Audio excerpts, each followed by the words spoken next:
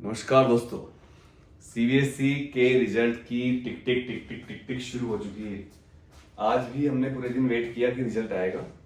हालांकि आज तो रिजल्ट नहीं आया, बट कल ऐसा कहा जा रहा है कि कल रिजल्ट आने के बहुत ज़्यादा चांसेस हैं। और कल रिजल्ट 10th का आएगा पहले, ना कि 12th का आएगा। तो 12th के बच्चों को लग रहा है कि उनका रिजल्ट अभी नहीं आएगा, तो मतलब थोड़ा और मज़े कर सकते हैं, बट ऐसा नहीं है। सीबीएसई का ये हमेशा से रहा है कि जैसे ही 10th का रिजल्ट आता है उसके अगले ही दिन या कभी कभी तो सुबह को 10th का रिजल्ट और शाम को 12th का रिजल्ट भी सीबीएसई दे देती है।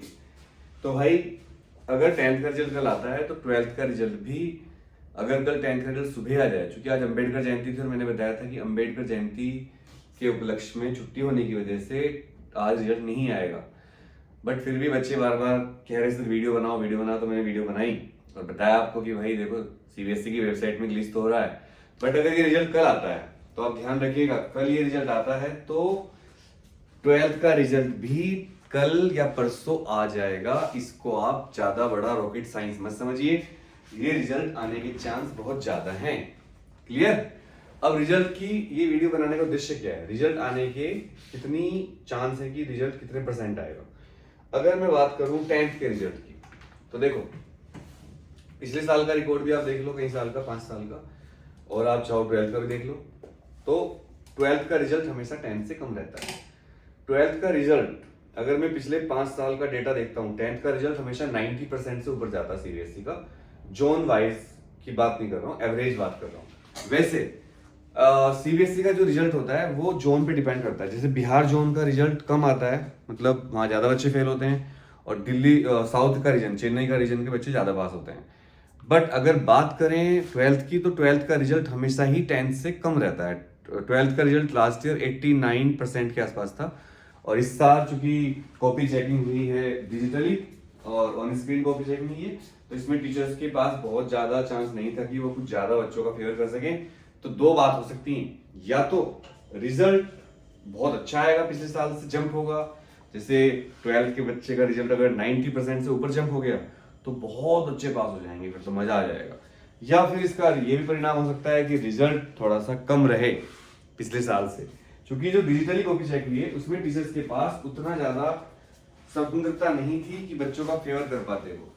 तो जब बच्चों की फेवर करने की स्वतंत्रता ही नहीं थी तो वो कहाँ से नंबर देते। जैसे मैंने बताया था, मान लो कॉपी चेक कर रहा हूँ, मैं मेरे सामने कॉपी है, मैं पिछली बार क्या करता था, जब कॉपी चेक होती थी हाथ से, मतलब बिना डिजिटल के, तो टीचर, मुझे बताया ऐसे लोगों ने, मैंने देखा नहीं, कि टीचर कई बार बच्चे का फेवर करने के लिए पेंसिल से डायग्राम बना देते थे या ब्लू पेन से कोई फॉर्मूला लिख दिया। रेयरली केस मैंने सुना है sir, I am not having any proof, मैं इसका सत्यता का दावा नहीं करता, सुना है। तो भाई उस केस में बच्चा पास हो जाता था। अब डिजिटली में क्या हुआ, डिजिटली में ऐसा कुछ होगा ही नहीं। डिजिटली में टीचर के पास है ही नहीं पेन चलाने का जुगाड़, वो सिर्फ राइट क्लिक करके मार्क्स दे सकता था या फिर मार्क्स नहीं दे सकता था। आप बताइए इसमें रिजल्ट के चांस अच्छे आने के ज्यादा हैं या बेकार आने के ज्यादा, ये आप कमेंट करके बताओ मुझे। लेकिन मेरा मन कहता है कहीं ना कहीं, मुझे ऐसा लग रहा है कि रिजल्ट इस बार सीबीएसई अपने इस स्टेप को सही दिखाने के लिए कि उनका ये सिस्टम जो है डिजिटली कॉपी चेक करने का ये अच्छा है, तो मुझे ऐसा लग रहा है कि सीबीएसई इसको सही प्रूफ करने के लिए न्यायालय की नजरों में या जैसे भी इसको अच्छा रिजल्ट कर सकती है। और जैसे कि 10th के हार्ड पेपर के बाद बहुत हंगामा हुआ था, कुछ लोगों ने कहा था हम न्यायालय जा रहे हैं, कोर्ट में पीआईएल कर रहे हैं, कुछ हुआ नहीं हुआ ना। मैंने कहा था ना आपको उस टाइम भी कि पीआईएल वही कर सकता है जो उसमें पार्टी हो। तो वो एक हाइप था एडवर्टाइजमेंट का, और कई बार जो एडटेक कंपनी होती है, जो बड़े बड़े ऑनलाइन प्लेटफॉर्म है, बच्चों को इतना ज़्यादा भरोसा दे देते हैं कि हमारे ही पेपर से पेपर आएगा, हमारे पढ़ाए से, कि बच्चा उन पर डिपेंड हो जाता है। जब पेपर हार्ड आता है, बच्चे का पेपर खराब होता है, तो उसको थोड़ा सा वो डिफ्यूज करने के लिए कुछ भी बोल देते हैं कि हम ये करेंगे, हम ये बच्चों का फेयर करेंगे, हम पीएल करेंगे। तो वो सब पीआर चीजें हैं, बट उसका इतना इंप्रेशन नहीं पड़ता। सीबीएसई बहुत ज्यादा प्रोफेशनल बोर्ड है। सीबीएसई हमेशा चीजें न्यायालय में अपनी अच्छी तरह रखती है, बट मुझे इसी उम्मीद है कि आपका रिजल्ट अच्छा आएगा और आना भी चाहिए। तो आपको क्या लगता है कमेंट करके बताइएगा। कल अगर 10th का रिजल्ट आता है तो हम लाइव आएंगे और लाइव आकर रिजल्ट को डिस्कस करेंगे। फिलहाल ये है दुनिया, ये देखो ये दुनिया, और इस दुनिया में एक छोटा सा देश है भारत। ये देखो भारत दिख रहा है यहाँ पर। इस भारत देश में एक छोटा सा बोर्ड है सीबीएसई, और सीबीएसई बोर्ड के छोटे से हिस्से हैं हम सब और आप लोग बच्चे, और दुनिया में करोड़ों बच्चे, और करोड़ों बच्चों में से कुछ लाख बच्चे सीबीएसई में, और ये कुछ लाख बच्चे में से कुछ 1%, 2%, 3%, 10% बच्चे अगर अच्छे नंबर नहीं ला पाते या कंपार्टमेंट आ जाती है, तो क्या इस दुनिया पर कोई फर्क पड़ेगा? ये दुनिया घूमना बंद कर देगी क्या?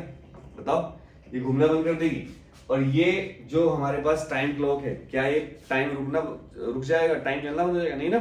तो ये जो मार्कशीट आती है, this is just a piece of paper, just a piece of paper. और वैसे भी जो पढ़ाई हम करते हैं स्कूलों में, वो रटने वाली पढ़ाई होती है।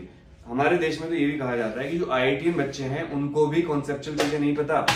छोटा गए, किसी बड़ी कोचिंग में गए, वहां पर रटा, सिलेबस को न्यूमेरिकल सोल्व करने सीख लिए और चले गए।